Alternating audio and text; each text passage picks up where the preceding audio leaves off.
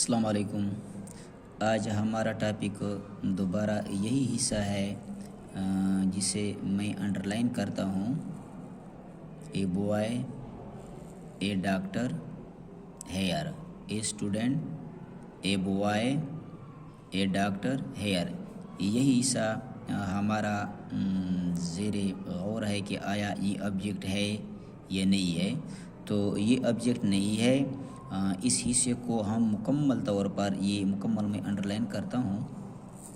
اس جتنے بھی الفاظ یہاں پر انڈرلائن ہوئے اس حصے کو ہم نام دیں گے complement.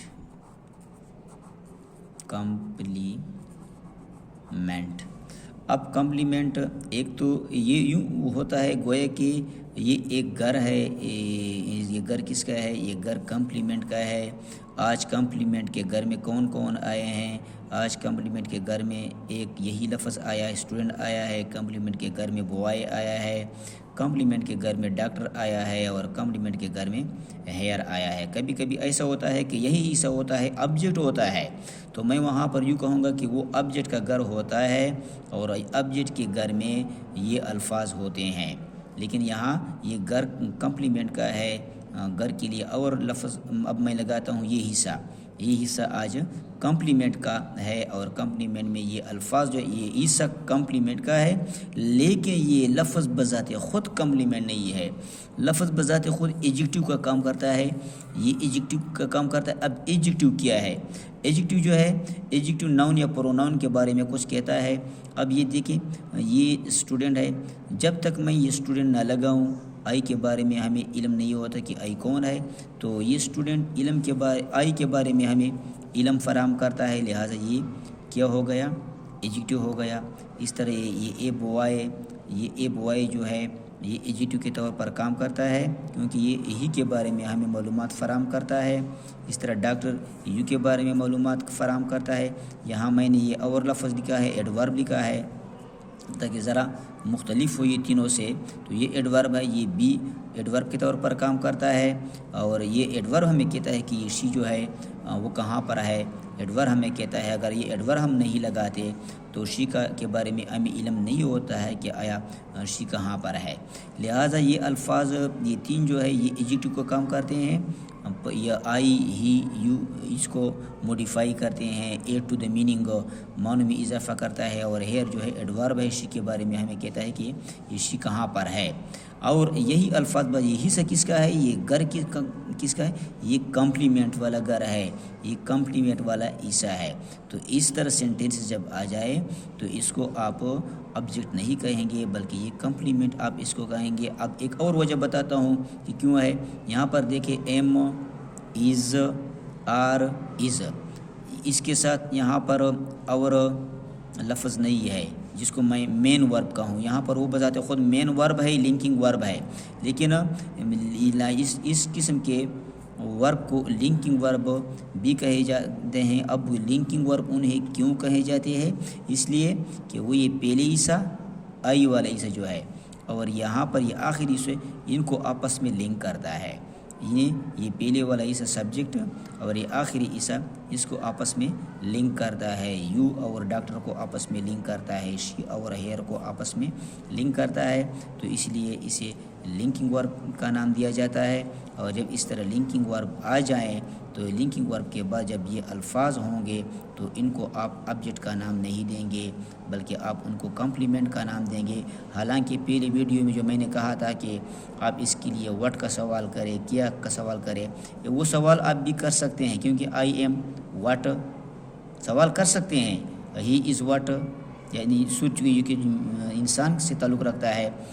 He is home, you are what, ان تینوں کے لیے ہم وٹ کا سوال کر سکتے ہیں۔ اور ایڈورب کے بارے میں نے آپ سے کہا تھا کہ اس کے لیے آپ مختلف قسم کے سوالات کریں گے، جہاں پر میں سوال کروں گا ویئر، کہ شی از ویئر، سوال تو کر سکتا ہوں وٹ والا، لیکن پہلے میں آبجیکٹ کے بارے میں آپ کو بتا رہا تھا کہ وٹ کا سوال اس کے لیے کریں اور جب وٹ کی جواب صحیح ہو تو وہ آبجیکٹ ہوگا۔ یہاں پر ہم وٹ کا سوال کرتے ہیں لیکن ہمارے لیے جو پیچیدگی ہے وہ کوئی اور ہے، ٹاپک کسی اور طرف جاتا ہے کہ وٹ کا سوال کریں گے، اس کے لیے جواب صحیح ہوگا لیکن پھر بھی آبجیکٹ نہیں ہوگا بلکہ کیا ہے، کمپلیمنٹ ہوگا۔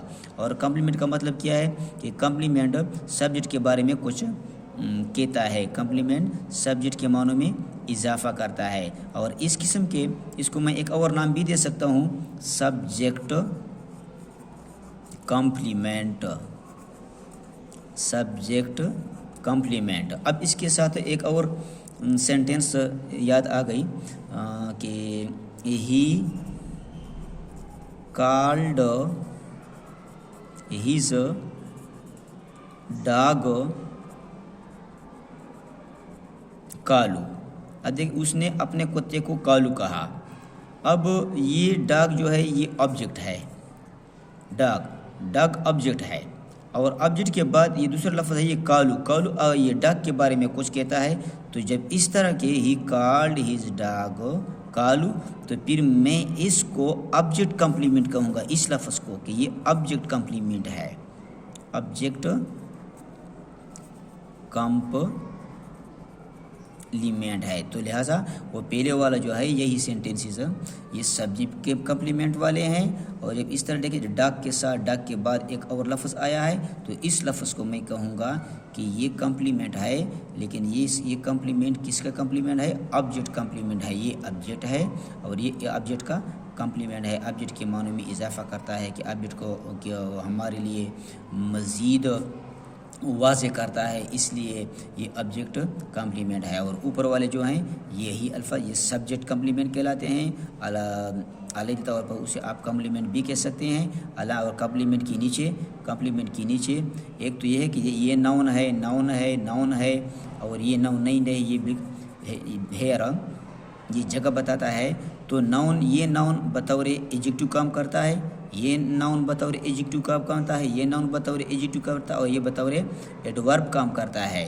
اب جب یہ ناؤن بطور کوئی اور لفظ کام کرتے ہیں، لہٰذا جب ایجیکٹو کے طور پر کام کرتے ہیں تو یہ ایجیکٹو ہو گیا۔ ایجیکٹو کا مطلب کیا ہے کہ ایجیکٹو ناؤن یا پروناؤن کے معنوں میں اضافہ کرتا ہے۔ میں نے تو سارے پروناؤن لکھے ہیں، یہاں پروناؤن کے بارے میں ہمیں علم دیتا ہے تو یہ ایجیکٹو ہے۔ اب یہ ایجیکٹو بھی ہے اور یہ ایجیکٹو کس کے گھر میں آ گئے ہیں، کمپلیمنٹ کے گھر میں آ گئے ہیں، اس لیے انہیں کمپلیمنٹ کہتے ہیں کہ یہ آخری حصہ جو ہے اور پہلا حصہ ان کو آپس میں ملاتے ہیں۔